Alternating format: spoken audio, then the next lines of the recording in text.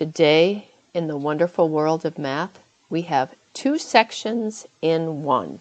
Yes, that's right, sections 5.1 and 5.3. They're all about polynomials. In order to do this section, you need to know some vocab. So let's talk about this. The degree of the polynomial is the highest exponent. So if we look at these exponents, we've got 9, 4, 3, this is really a 1, and then there's no exponent on our -8. So the highest exponent, or the degree of this polynomial given in this example, is 9. The constant term. The constant term is the number typically at the end that does not have a variable attached. It's just a plain old number. In this particular case, our constant term is not just 8, it's -8. Don't forget to put the plus or minus sign in front of it, okay? Let's talk about the leading coefficient. If you know math speak, you know that a coefficient is the number before the variable. And in this particular case, leading means the highest degree term and the coefficient of the highest degree term. The highest degree term is this, and the coefficient, or the number, is this, number 6. Now let's talk about this funkiness that's going on in the third term.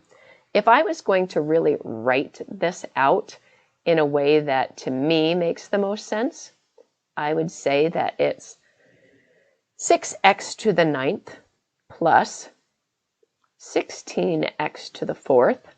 There is a 1 understood to be in front of that x to the 3rd, so I would say minus 1/2 x to the 3rd. To me, that's just more elegant. It's less confusing. It tells me what the coefficient is. Minus 7x minus 8. Those two polynomials are equal to each other, and the coefficient of the third term, first term, second term, third term, is right here. So the coefficient of that term is -1/2.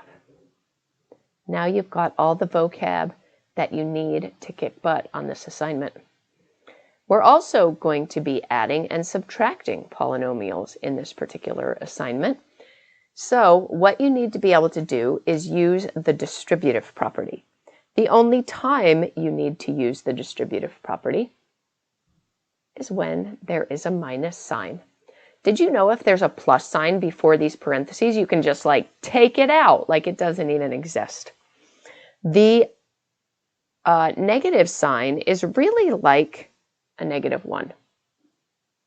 It doesn't say it there, but it's understood to be that. So I'm going to take away this -14w squared minus 29w plus 6. And then I'm going to distribute this -1.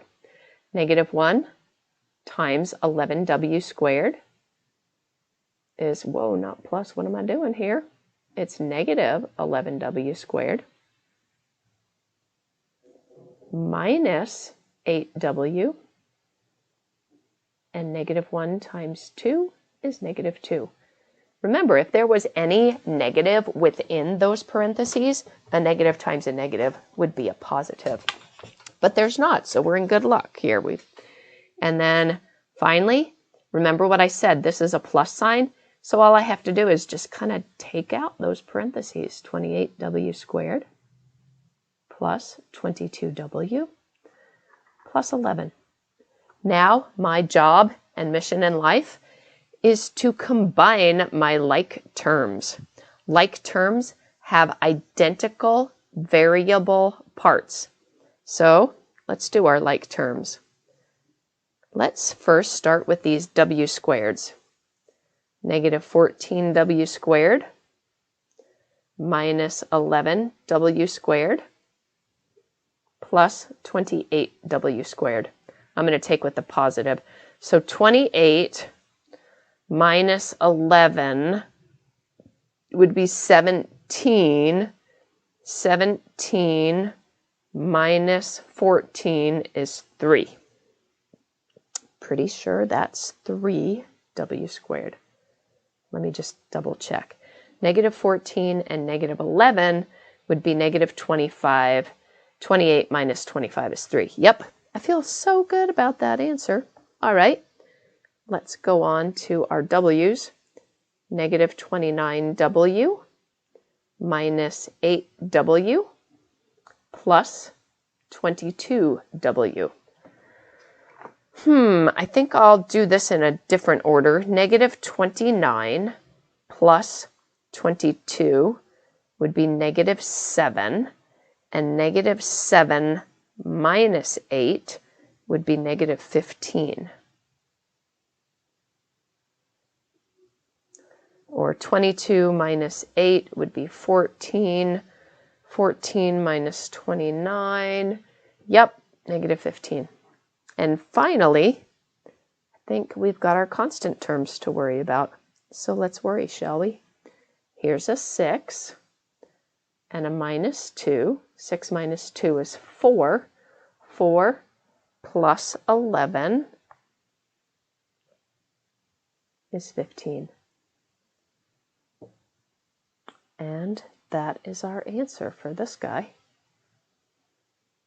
So all I have to do is distribute if there's a negative, and keep in mind, you're just distributing to the parentheses. If there was a number after the parentheses, then you wouldn't distribute it. For example, if I have like negative 2 parentheses 7x minus 5 plus 10, all I would do is say, okay, negative 14x, negative times a negative is positive, and then just tack that plus 10 on.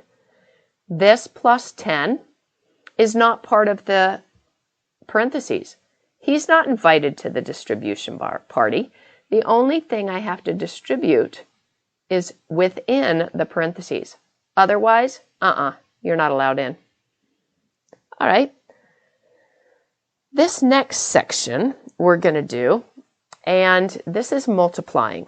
So let's go over the difference between certain things.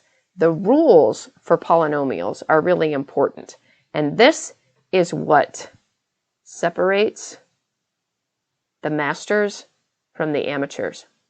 If I have something like x to the third power plus x to the third power, do you know what that is? I hope you're saying that it's 2x to the third power. It's like I have an x cubed and you have an x cubed. How many do we have together? 2x cubes. However, if I have x cubed times x cubed, do you know what that is?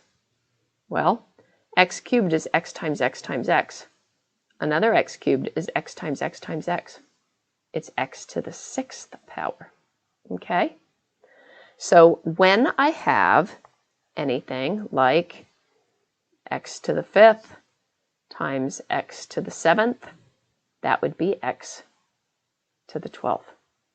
If, on the other hand, I had x to the fifth and I was taking it to a power, that would be different. That would be x to the 35th. It's these two rules here and here that most people really have trouble with. They really mess up on.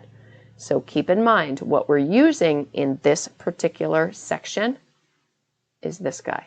Okay? So let's go on. If I have this and I want to distribute, I always do the numbers first. 5 times 4 is 20. And then what's x to the third times x squared? What's that rule again? Oh yeah, I add my exponents. This times this, 5 times 1 is 5. This is understood to be the first power. X to the third times x is x to the fourth. And then finally, 5 times negative 4 is negative 20. And this x to the third comes along for the ride. There's that one. Let's talk about foiling. Foil, first outside, inside, last. All right. I'm going to ignore this guy for now, okay? I'm just going to pretend he doesn't exist just for a minute because we're going to focus on these last two. They're called binomials because they each have two terms. We are going to do something called FOIL, which stands for first, outside, inside, and last. I don't want to forget about this poor little guy, this 3y, so I'm going to stick him over here. All right, first means I'm going to multiply the first terms in my binomials. This is 4y, or 4y to the first, times y to the first. The answer to that is 4. Y times y is y squared. The outside is 4y times negative 3. That's a negative 12, and the y comes along for the ride. The inside is these guys inside here, 5 times w, or excuse me, y, 5y, and then finally the last. The last is 5 and negative 3, or negative 15.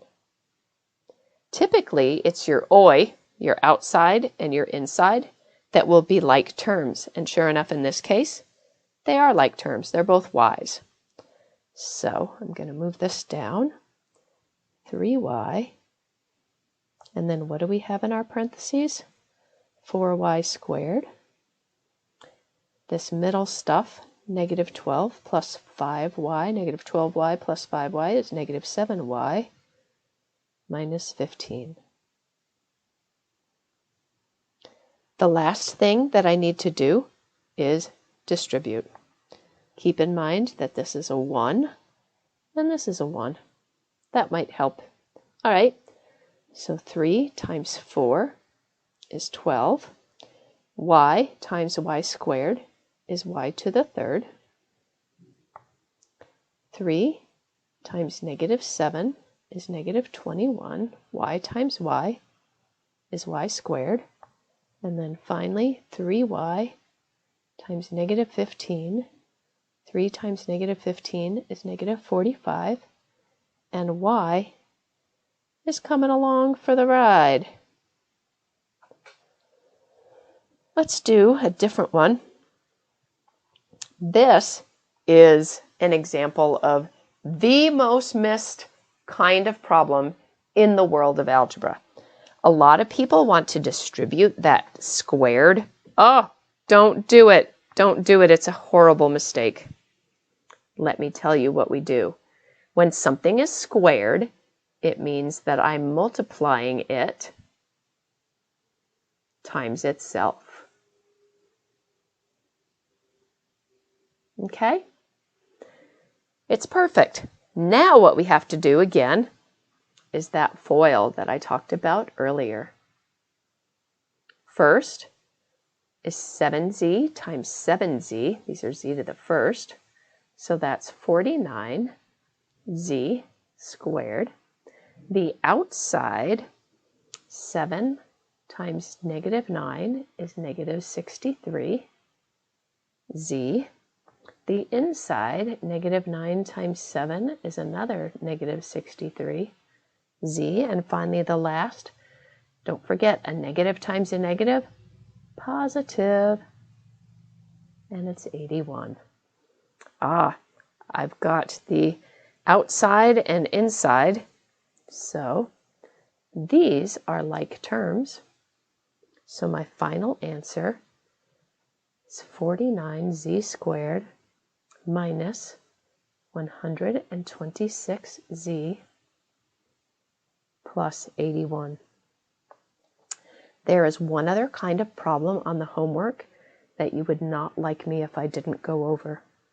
So let's say I have something like 2x minus 3 times, I don't know, let's make it fun, 4x squared minus 5x plus 1. What? That is tricksy. So here's what we're going to do. we're going to distribute first the 2x. 2x times 4x squared, remember that's a 1, 8x to the third, 2x times negative 5x, negative 10, x times x is x squared, 2x times 1 is plus 2x. But now what we have to do is take this minus 3 and say negative 3 times 4x squared, and I could do it all in a line, but I'm seeing where my like terms are, so I'm just going to stack them.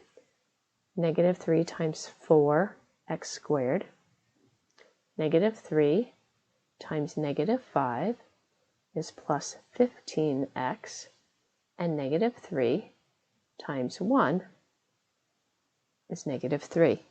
Now what I can do is just add all these guys up, and notice how I stacked my like terms, because I'm lazy and I like to make it easy.